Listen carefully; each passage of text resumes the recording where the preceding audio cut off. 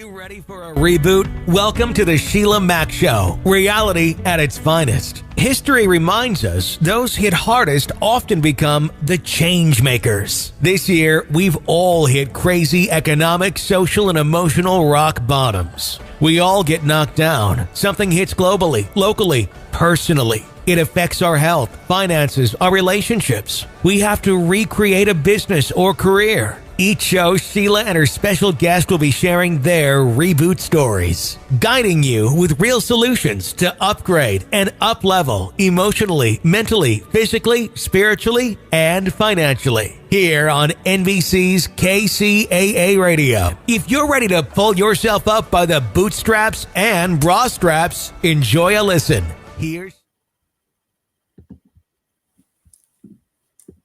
Welcome to the Sheila Mack Show, reality at its finest. Here we have real people sharing real stories and actionable steps to help you reinvent, rebuild, and reboot your business and personal life on your terms. I'm your host, Sheila Mack, and today we have special guest, Elaina Massie. Elaina Massie is a clinical intuitionist and the creator of the F-A.C.E method, a 5-pillar approach for replacing adverse childhood experiences with legacy leadership. She is a clinically trained social worker and a clairvoyant medium, successfully combining these two sciences to assist clients bringing peace to the world from the inside out.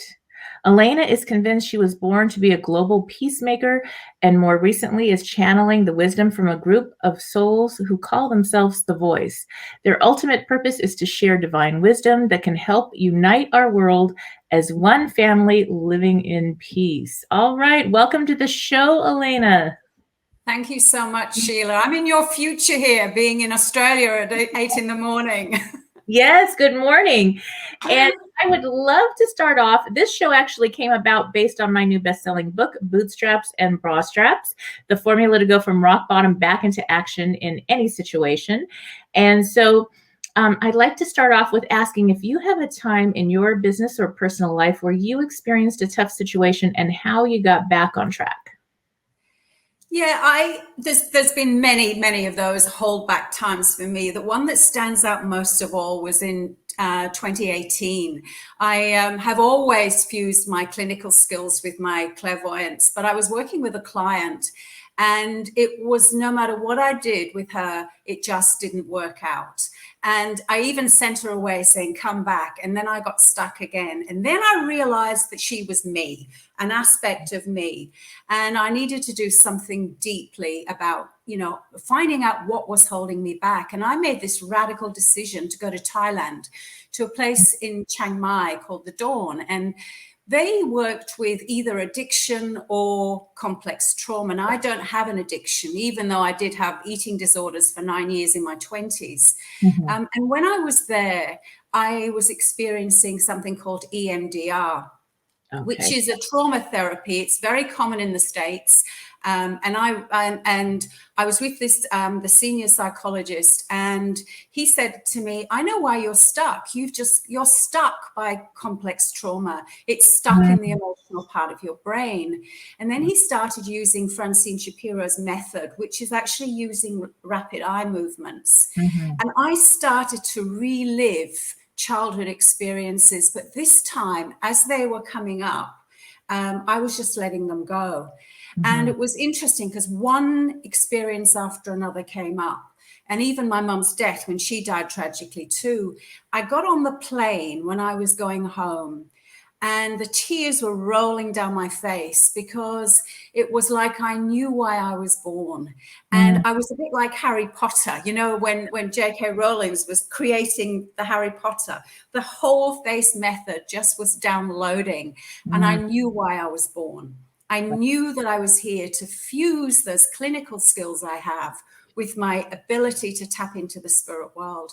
And I came home, and over the last 3 years, I've just been finalizing and putting it together. And I'm actually really proud of working with it, because what I've noticed is that there are some amazing clinicians, both in the States, in Australia, around the world, working with trauma. And there's great mediums, but there needs to be something that puts the two together. So Mhm. that would be my turning point, that moment in time. I'll never forget it. Yes, that's incredible. And I think there's something to be said about those two different realms, you know, Yeah. because one is very clinical and you know, it's based on these facts and theories and you're using a method, and the other is so not that. And so it's people that are open and receptive maybe to both, or did you find that sometimes things just came to you and you'd know what to ask from a clinical perspective? How does that look?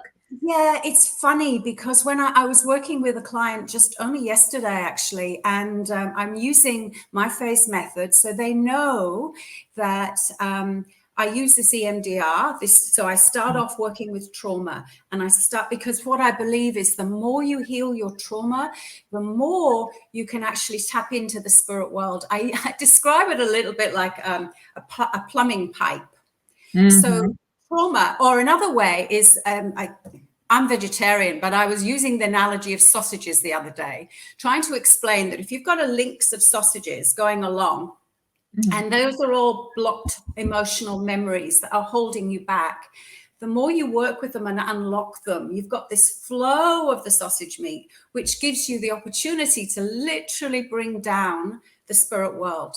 So rather than being stuck in it, and the other problem that I had with the other side is we've got spiritual bypassing. So people are focusing on the spirit world, but they're not living in their everyday life. And when you do them both, you can awaken to what you were born for.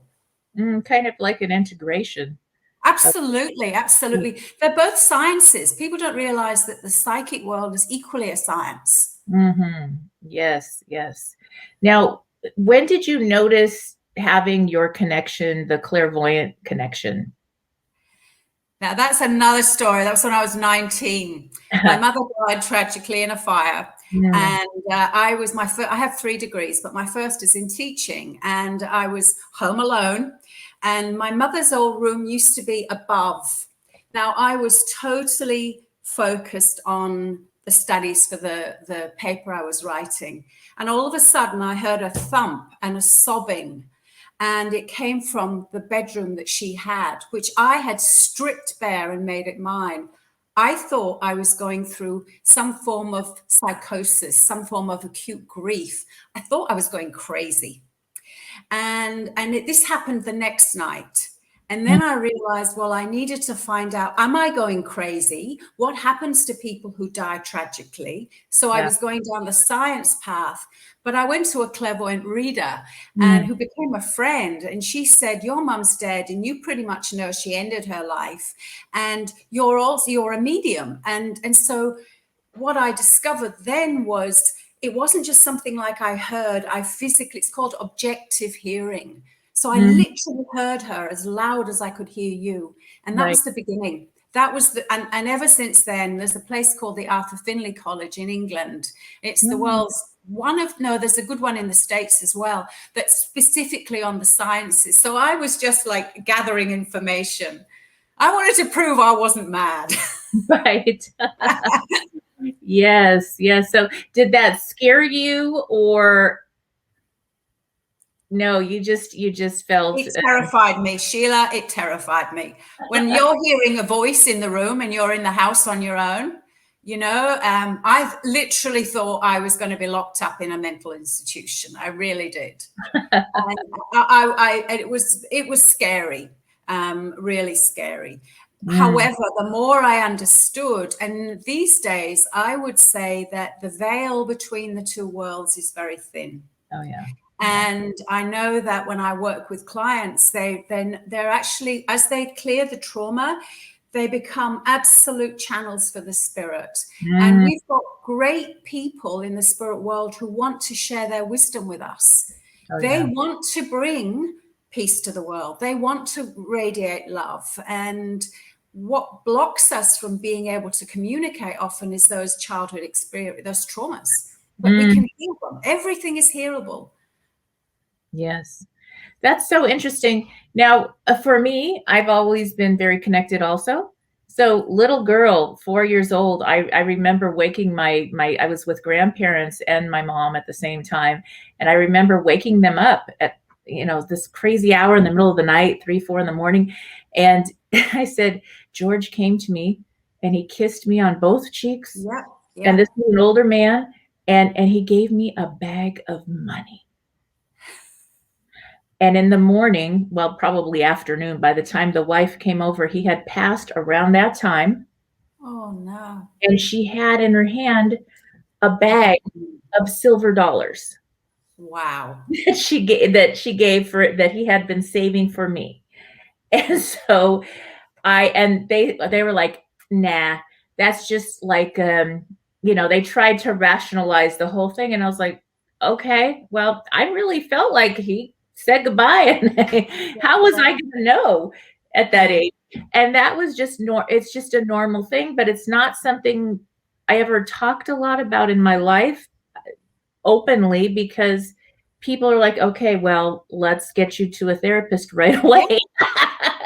I understand that one. And I did actually plug into John Hopkins, and they had a paranormal studies.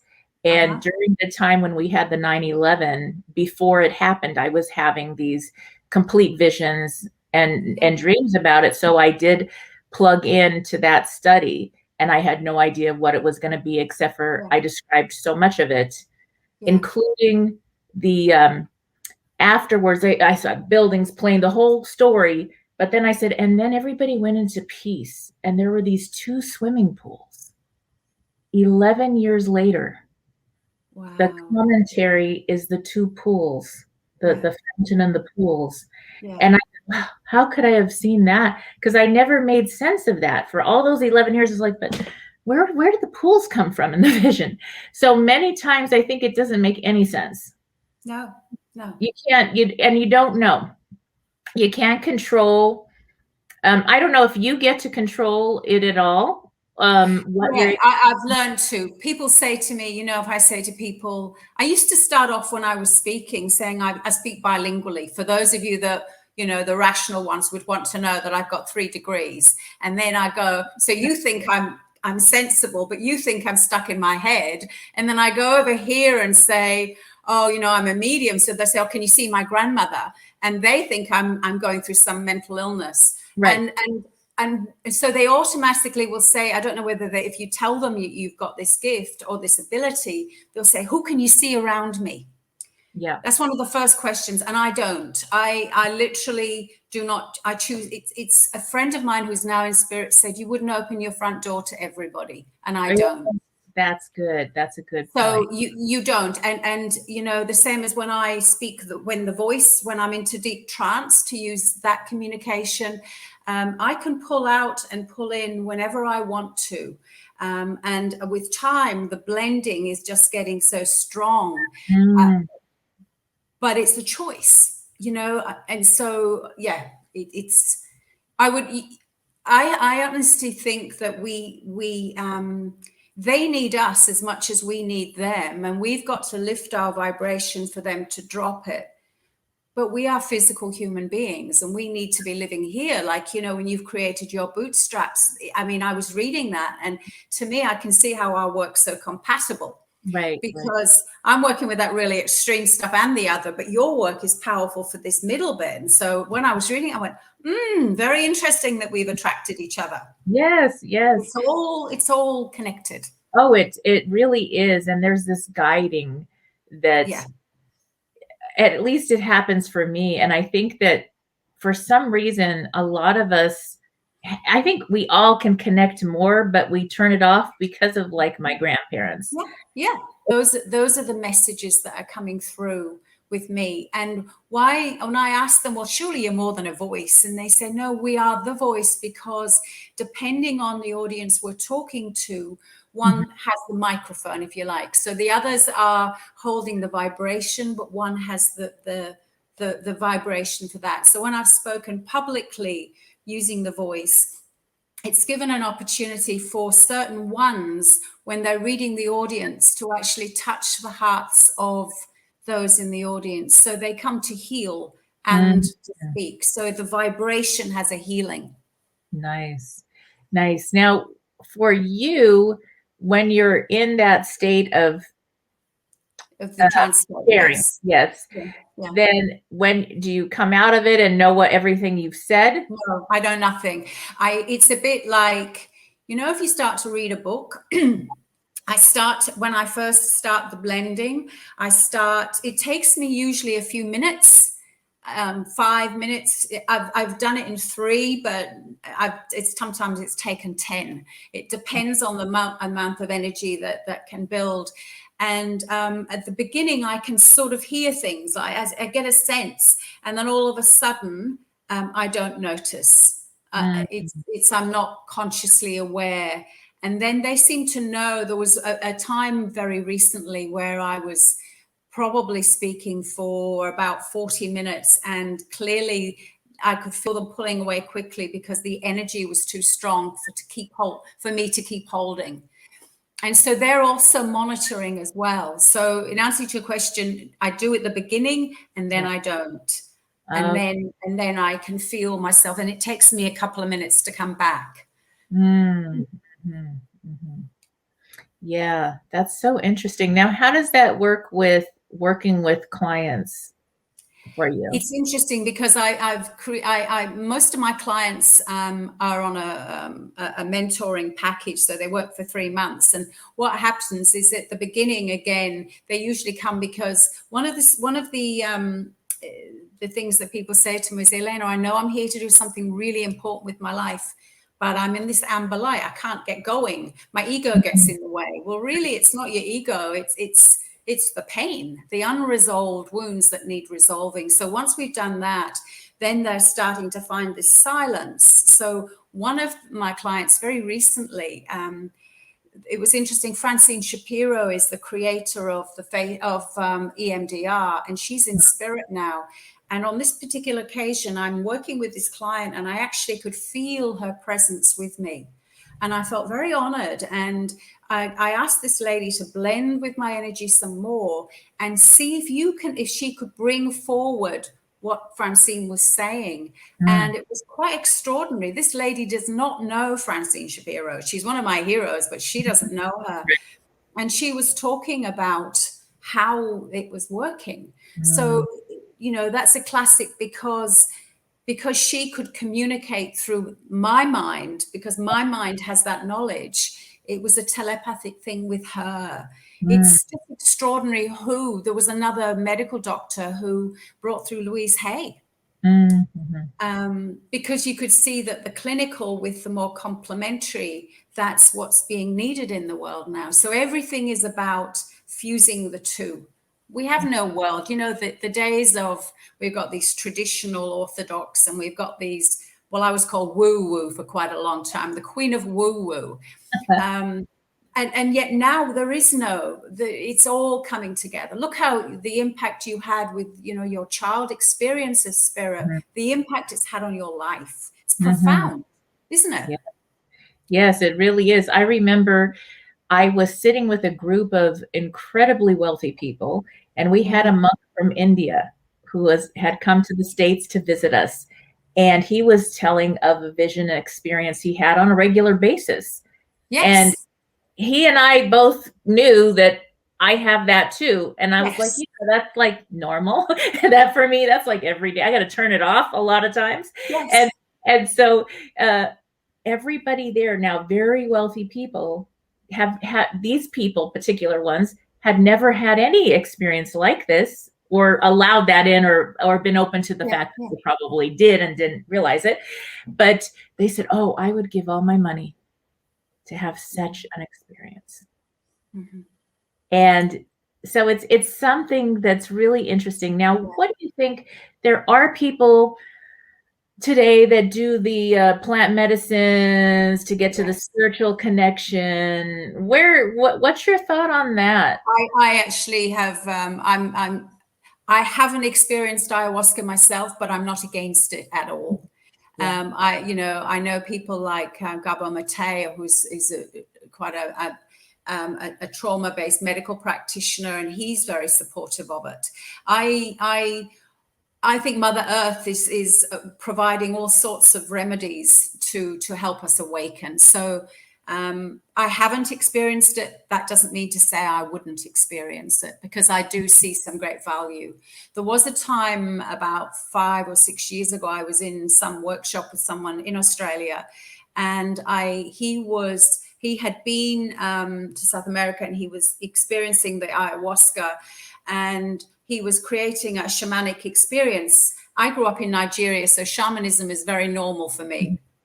And I literally could feel the ayahuasca mother plant energy in the room, and I hadn't taken the plant. Oh, right. But it was interesting. So I'm not against it, far from it. You know, I think if it's under certain conditions, I think it's a good option. My concern is when people take things and there's no preparation. Right. I agree. And that's something I haven't done that either. And I'm very connected already. So it's like, I'm kind of good with, I don't need any more of that. And that's how I feel, because the more I've resolved, you know, the more I've resolved the challenges that were blocking my ego, or my, what did I get the other day? Ego was erratic, generic obstructions. So like this crazy stuff that we pick up from either society, these thoughts in society, or that we've carried. And I've noticed when I've worked with people, some of it is generational. So even if you had a perfect childhood, it can quite often, like my grandmother was in Austria. So there's a lot of that would be in my cells, not because I didn't even know her, but she comes to me. So yeah. That's interesting, because there's something about the healing of the past trauma. And when you ask 99.9% of everybody on the planet, they're like, yes, I had this past trauma. And I mean, I raised 6 children, and they all have a different story of their past trauma growing up in our home. And it's like, see, that happened. And the other kids are like, what are you talking about? And so it's like, it's so individual. And no matter what, if you're listening in, parents, you know, you do your best. We all do our best, and it's okay. And then it's okay to get better at doing your best in a different way. But it's not, it's almost like it's part of the journey of that child or that person. Or for me, whatever I went through was part of what I needed. In some weird way. I would have preferred to read about it, but that's what I guess I needed. And so that's something to let go of. How what is letting go of a past trauma that maybe you thought was gone? What does that look like for people that work with you? Do you know, it's funny, because there is a sense of silence and peace that happens. And when I've been using EMDR, because I'm a medium and I help people go through the process of going into memories, I had a client about 4 months ago now. He's sitting with me, and the tears are rolling down his face, and he was communicating with his father in the spirit world. So this was no longer a memory. He was making peace, which is, as a medium, when you link to the spirit, people want to know, they're okay, but you can actually heal those things now. So when in this particular episode, when he was tapping in, first of all, he was dealing with the unresolved things with his mum and dad, but then suddenly, through something that's regarded as clinical, he was tapping into the spirit world. And so there was this peace inside him. And I just said, we don't need to say anything else now, do we? I think you just need to go home and just sit, because he was in this blissful place. That one event, which started off in the traditional way. So, and speaking to, you know, as you mentioned, the parents that are listeners, when I talk about legacy leaders, I'm not talking about everyone who does the Nelson Mandela, Abraham Lincoln. If you've gone through trauma as a child, and your vocation is to do a really good job as a parent, then to me, that's a legacy leader. If you've got the challenges of being a single parent, or someone who's trying to manage the challenges from COVID and everything else, I think you're being a legacy leader in that moment. So don't ever assume that your job or your role or your contract isn't, you're failing because you're not doing this grand thing. Everything starts with a small. And so when there's a mum or a dad and there's these children and you're wondering how you're going to feed them the next day, to me, if you call into your soul, you're going to be looked after by the spirit world. Because just like you had that dream about the bag of money, it's just amazing. The spirit world want to work with us. They want to help us. Yes, so true. I mean, I remember my house burned down, my car was lost, my cat, and I talk about that in my book. That's why I started writing that book to help people getting through things. And it's really interesting because the credit was gone because all the money was gone into the house and everything was used up. And so I had a down payment for a car and I got guided I needed a nice car. I was working with great clients in Beverly Hills and I drove them around sometimes, this and that. And so I needed a certain type of car. And my budget didn't really have that in there. It was a month after, the fires were still burning. So, no insurance money came in, nothing had happened yet. And I picked up a friend at the airport, helped her find a house. She was from Virgin Islands, moved to Beverly Hills. And then we were driving a Mercedes and she said, you drive, because it's the different side of the steering wheel. So I'm driving her around and she says, that car looks good on you. That should be your next car. And I said, it feels good too. Do you know, then I rented a car when I was done driving her around in her rental car to take another client, and it broke down. And I thought, this is the end. This is terrible. But I said, nope, I'm going to stay in the good energy. I look at the clock. It's 4:44. I get an email from a car dealership that was not the brand. It was like a very modest car dealership. And they said, we'll give you a $75 Visa card if you come in and test drive our cars. And I said, well, since I'm nearby, because the other car broke down nearby, and it was not a place I usually go, not a part of town I would go to normally, I said, I'll just Uber over and be open-minded. In the lot was the exact Mercedes I was driving. I get chills. And I said, okay, here's my credit score. That's the car I need. And they said, I can get you into the car because in this area, nobody wants to buy that kind of car. And I got it 6,000 below Blue Book. Wow. And they gave it to me. And then the man who actually cleaned it, and they tell you how to use all the buttons, the radio, all that, looked just like my deceased father when he was younger. And I said, oh, you look like my dad. And he was like, I'm younger than you. And I was like, and the thing was, I really felt that was a heaven sent gift. It was, I got you. And I cried all the way home. And so there's something about being opened to, okay, I have this, I'm going to go somewhere, because it was an email and the thing broke. It was really listening to what didn't make any sense.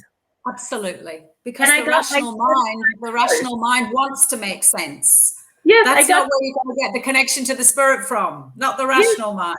Exactly. And I got the car and the $75 in groceries for the week. I was like, this is crazy. It is so good. And they called me the next day and they said, we made a mistake. Your credit really didn't qualify, but we already gave you a contract. So as long as you can pay, you can keep the car. And I was like, verification. I mean, it was so like a miracle upon a miracle. And I paid it off like 3 months later. Once I got back on track. So it wasn't a big deal, but it was a big deal during that time. It was like, it's proof. Hey, we've got you from the other side. And that's what happens consistently. And for me, what I'm hearing in a lot of your story is the fact you've always known that you were here to help in some significant way. And when you make that intention, big or small, that's anyone that's listening, I guarantee the spirit world will work with you. When I bring through the voice, they are saying, we want to be of help. We want to assist you. You're not doing this on your own. Nice. And so, and then when, even in this conversation, I'm hoping that some of your listeners will really trust that it's okay to really trust that that the spirit world now are becoming a stronger influence. Mm. And let's face it, you know, the more, when we've had since this COVID challenge around the world, for example, the stress and the mental health. But if you just call out, you will find magic in the air. Oh, yes. Absolutely convinced. And I think there was a necessary surrender. And that's the key. Absolutely. Well done. Yeah. That was it. And that's something that, like, okay, you know what? We're not in control right now. Look at this COVID stuff is crazy. But what are we really in control of? What's beyond us that's in more control than we think? And the bigger puzzle picture that we can't see, where everything is tied together so beautifully for something new and even better. And so that's something I believe is that surrender. And sometimes it takes crazy things happening, house burning down and whatever, to actually get you to that point. You know, it's funny because when I talked about, you know, my mission is to help people replace trauma with your purpose, your divine purpose. And people were saying, oh, but why should I have to go through the trauma? Trauma, was it Leonard Cohen's song that talked something about the light ego? Yes, that it cracks you open. And there's nothing more painful. I mean, you know, I've had trauma in every single decade. And yet I wouldn't be who I am now with my little, she's my little Ellie. This is my inner child I always wear, because Ellie is the little girl in Nigeria that grew up through all sorts of challenges. And now she dances in my whole being, because, you know, everyone's inner child needs to be able to dance their spirit. And every single one of us is here to do something with our lives. And trauma is as painful as it is, that you and I and many of your listeners would know. My goodness, we don't want to go through it. But, you know, like you were talking about the wealthy millionaires who have been on a driven journey. And when I'm working with people who have had one focus, which was to be successful financially, and then there's this gaping hole inside. And quite often they've hidden past. That's why I call the model face, because it's like feeling it and facing all those adverse childhood experiences. When you face that, you know, you can use your life in a way that leaves a legacy in some way. And it's important. It's like the Michaelmas story, the facing the dragon. Yeah, absolutely. Absolutely. And how we all, at one point or another, it doesn't matter how many millions or billions you have, all get to face the dragons. And then we realize how cute and little they really are. That's it. And it gets easier. Yeah. I mean, listen, would you change, as painful as those times were, Sheila, would you literally say, oh, well, you know, I just want a smooth life? Because you wouldn't be who you are now. I wouldn't be here feeling this sense of stillness. Now, don't get me wrong, challenges come up. However, it's like I know now that it's just another rock in the road that's just going to be. And if it's a really few days of really challenge, I think, oh, big boulder here. That means we're going to get through it, and there's going to be something even bigger on my path. And that's why I want for your listeners to really hear that everything can be healed and recovered. There is nothing that we can be so scarred that it's not fixable. And when you see the light shining from some people who have been through extraordinary challenges, they just radiate. I mean, I'm sure your listeners will say there's something about Sheila sometimes that just radiates, and that's because of what you've gone through. Yes. Now, I know I had a discussion the other day with a close friend of mine, I'm going to share this with for sure, who is a psychologist, therapist as well. And whenever I go into that spiritual part of things, no, that's just a coincidence. And I wonder, is that something that is a educated thing? Or How does When I was, I'll be quite honest, when my mother died in this fire, she was always, I don't want to sort of bring a flatness to your listeners, but she was one of these that was almost addicted to finding ways of leaving the planet. So she was one of those. And so when this happened, I was so scared of what I was experiencing that my automatic response was to become so educated that I would never end up like her. So, I gathered degree after degree and I was trying to fix myself intellectually. However, what was always missing was this hole in my heart. And the more I went down the other path, developing my spirit, but still I felt split.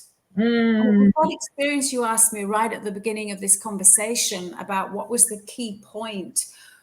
And when I went to Thailand, I was stuck. I had these 3 university degrees. I'd gathered so much knowledge about the spirit world. I knew it intellectually. I knew how to give, and yet I was still, what had happened, it was like my head and my heart were not communicating. Okay. And so what we've got the masculine model of academics, if you like, and the spiritual or the feminine version of the spirit.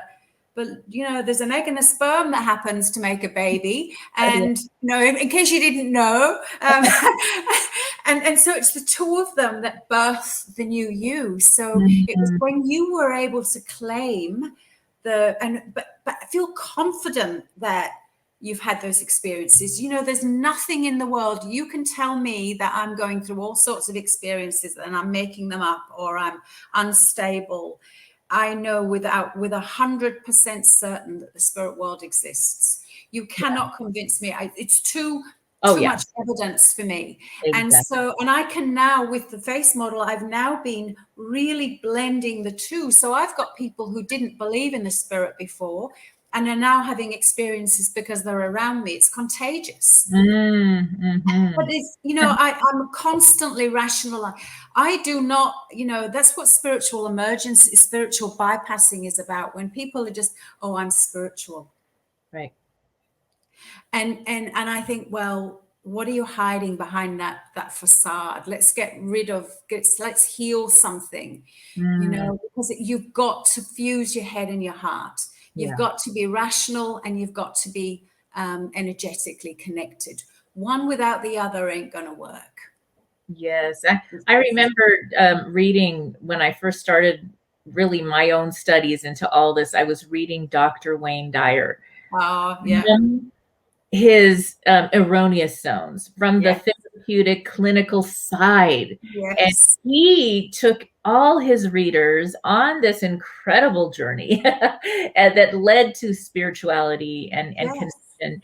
And it was a journey that a lot of people that were reading his first books were like, wait, what happened here? And yet they continued along. And so that does happen, and it is a beautiful possibility for people when the 2 come together. I know. And so what we've got is, we talked about those that, they're rational, they're either, gathering more qualifications because their ego needs to feel important. And that's what was happening to me. I felt my little inner child was so damaged and so unlovable, defective is what she thought she was.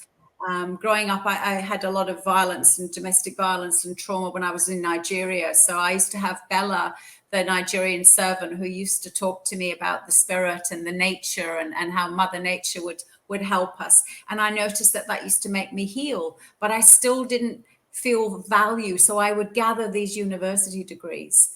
And so, yes, I understood more about what was wrong with me, but I didn't actually heal at the core of my soul. And they're 2 very different things. And so that's why, I when anyone works with me, they have to experience an awareness that you are going to experience more. Some will want to work more with spirit, but I can't guarantee it will be a pure connection if they've got unresolved things going on here. So I really do. I'm passionate about both sides. You know, it's like I've become the little girl that mum and dad. You know, for years it was like my head and my heart was so divorced, and so I didn't know where I fitted. And now my mum and dad inside me, my masculine and my feminine, my head and my heart, are really lovingly working together, and that's why I get the results I do.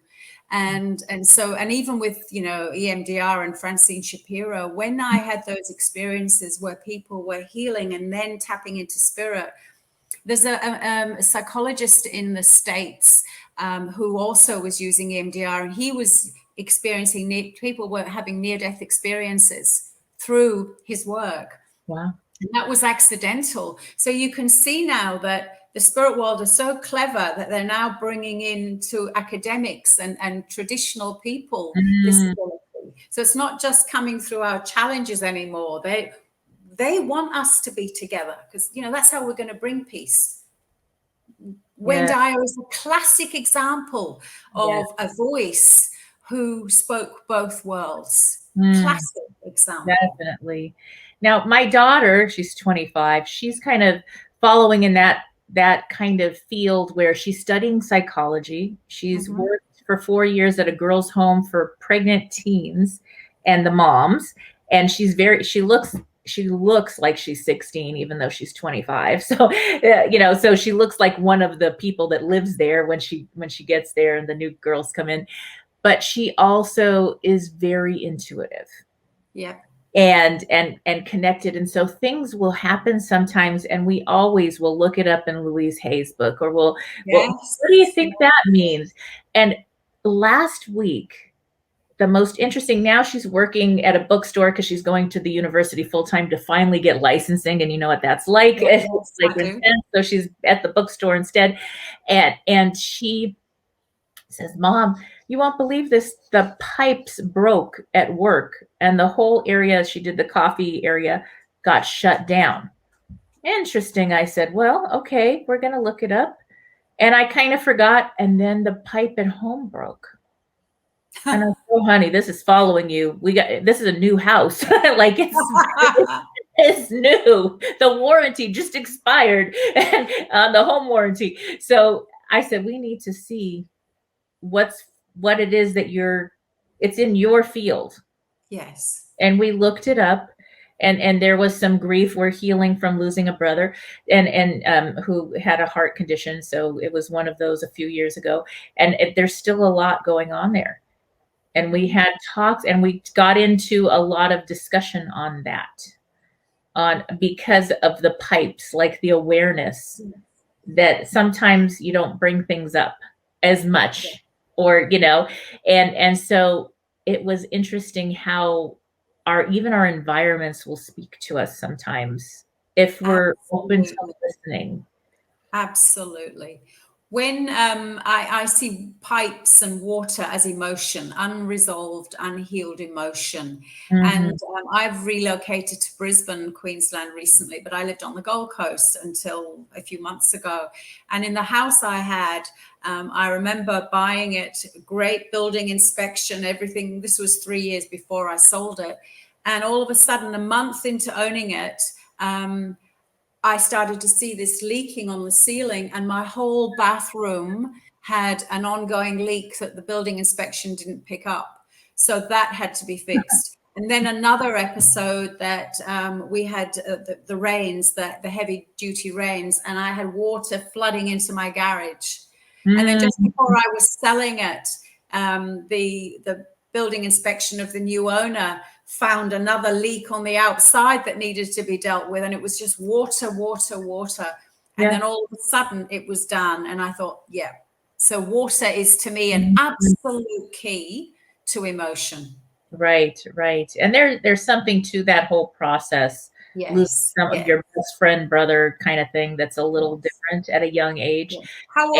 How old was your son when he died? He was 22. Yeah. So he was very young, and they were best buddies their whole life, inseparable practically. Yeah. So it's something, and she does go to therapy for that. still as needed. And so I said, I think it might be because it was right around the holiday time. So we're getting right into the holidays again, the kickoff, and then the pipes start going. And I'm like, okay, we need to talk about this. Yes. She's open to, okay, yeah, what does that mean? And we look things up all the time and just have fun with it. Yeah. Yeah. Carl Jung, the psychiatrist, used to talk about the difference between, you know, even if something goes on with your car, for example, a flat tire has a lot to do with energy. So he used to look, and I've got a book on my bookshelf called The House is a Mirror of Yourself. Wow. So we can actually, and so this was done written by a woman in Findhorn in Scotland, and she was looking at the energy of a house, talks about. So when I had all those flooding issues, I still had unresolved emotional things that needed to be cleared. And when I sold it, I went, yeah, I know this. I'm done. So I understand. Does she feel her brother, or do you feel him around you sometimes? Oh yeah, we definitely do. We get beautiful signs and messages and feathers. I have one feather that's stuck at the back door, right in the center of the threshold above, and it has been there since we returned from his service. It was January 6th was when we did the final burying. And Is that this year? 2020. So it's last year. And we've gone through windstorms, weather storms, hail, you know, just all kinds of crazy weather where, how does this feather, I did not glue it up there. How is this feather still there? Yeah. It's things, weird little things like that are like, or you'll get a little guidance. Yes. Something, you'll be guided to connect with somebody or do something. And it's like, oh, okay, I hear, or a song will come on that's his song to us, and it'll be like, oh yeah, you know. Or we went to visit his beautiful. We have a beautiful site that we got for him, and it's with all the different temples and religions all around. And there's a Buddhist monk temple nearby that they chant every day, and he likes music, so he has the live music chanting every day. And whoever visits, they can go to wherever they want to go after if they want to.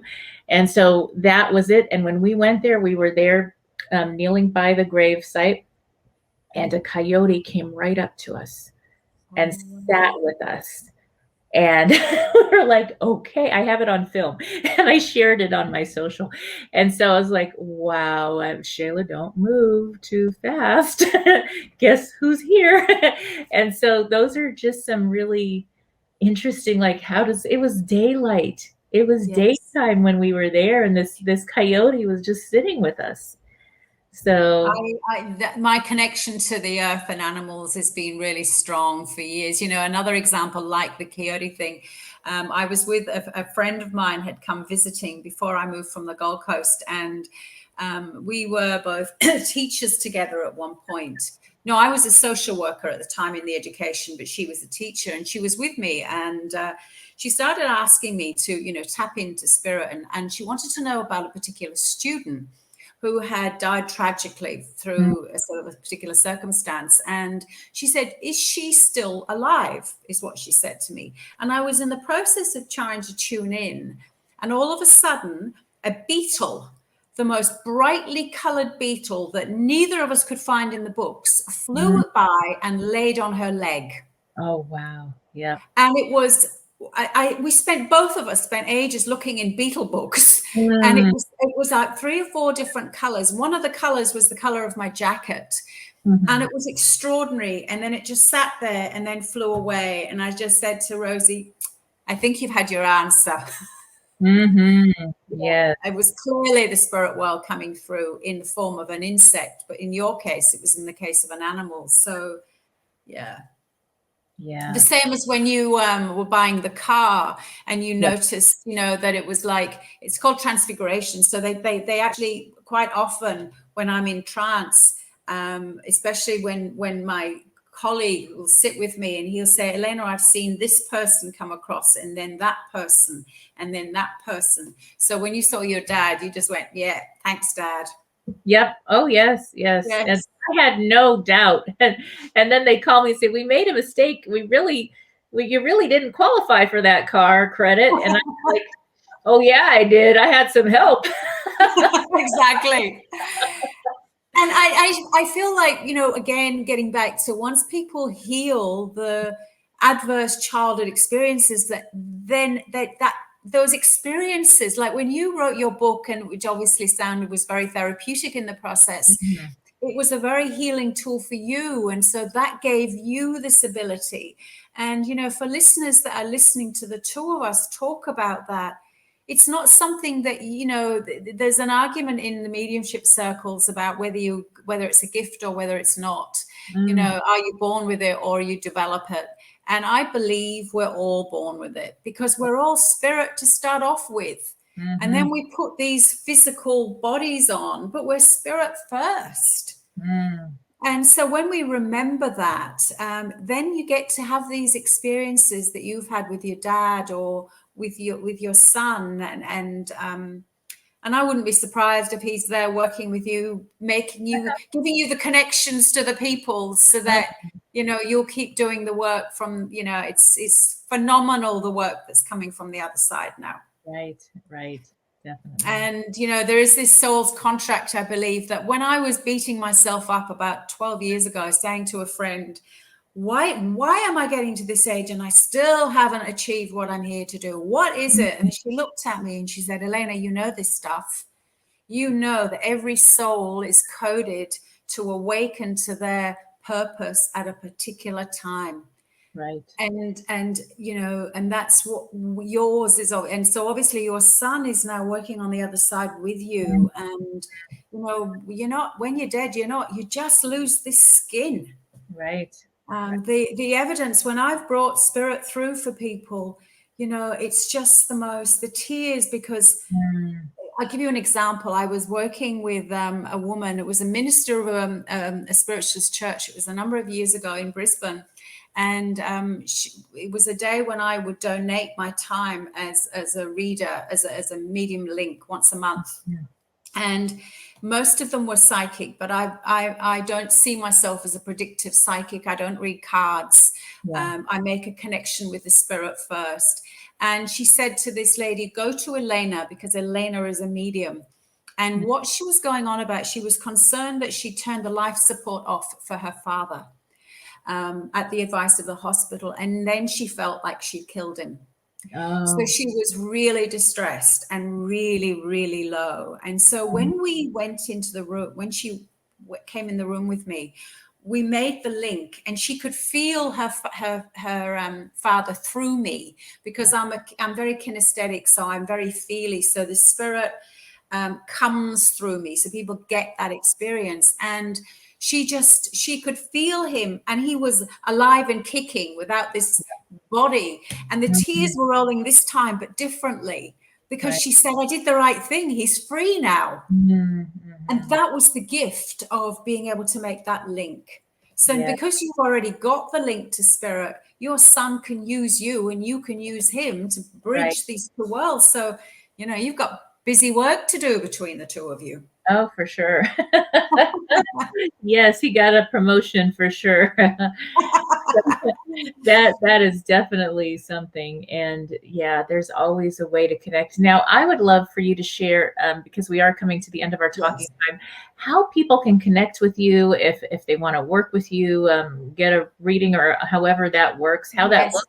Well, basically, I was saying to you earlier that when I took a year off, almost a year off, when last December, I made a break for social media, full stop. So there is a link to my Facebook, and I have all the others there, but my website is up on the screen.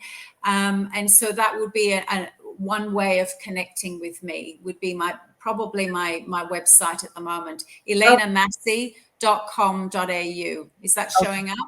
It is. And for those listening on radio, because it goes to TV and radio, let's just spell it out. So www.ELAINAMASSIE.com.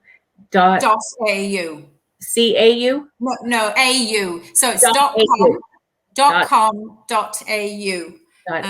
So it's an Australian website link, but I think the .com would link as well, but .com.au. So yes, there is. I gave the link for this to be shown on my Facebook, but there's been nothing happening there because when you're on a journey to literally find your real purpose in life, sometimes you have to pull out of life a little while to come back. And so having this conversation with you, Sheila, today has been absolutely a gift. And it's really, now I'm coming back with this very new message. Yes. Thank you. Thank you again for being a guest on the show, Elaine. And for those tuning in, we'll be back after these messages. All right. Thank you. You some homework. Grab a copy of my bestseller, Bootstraps and Bra Straps, to learn the formula to go from rock bottom and back into action in any situation. If you have a burning question for the show, send it in to www.dearsheila.com. Tune in again Mondays at 1 p.m. Pacific Time and Wednesdays at 7 p.m. Pacific Time, right here on KCAA, the station that leaves no listener behind.